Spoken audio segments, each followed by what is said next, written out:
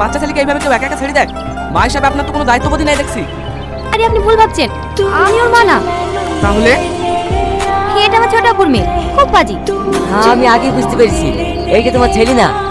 পারা আপনারা, এই গ্রামে তো আপনাদেরকে আগে কখনো দেখিনি। আমি রোহন, আরও আমার বন্ধু বিশু। আপনাদের গ্রামে একটা থাকার জায়গা খুঁজছি। ও, পেয়েছেন থাকার জায়গা? না। আপনি একটা থাকার জায়গা খুঁজে দেন না, তাহলে খুব উপকার হয়। না না, আমি পারবো না।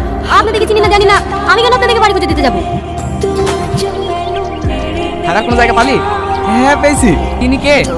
চাচা এই গ্রামের জমিদার। রাস্তায় চাচার সাথে দেখা হলো। আমি বললাম এখানে থাকার কোনো জায়গা পাওয়া যাবে? চাচা তখন জিজ্ঞেস করলো এখানে কোথায় এসছো? আমি হারুনকোর কাছে বাড়ি বলতে বললে তো সে দেখ আমার সাথে? হ্যাঁ তোমার সাথে। তোমার আব্বু তোমার মতো এই গ্রামে এসেছিল পরিবারে কাউকে না জানিয়ে, জানলে হয়তো আসতে দিত না। আমি এতবার করে বললাম আত্মাবাড়ির ভিতরে কোনো গুপ্তধন নেই, থাকলে আছে শুধু একটা ভয়ঙ্কর আত্মা।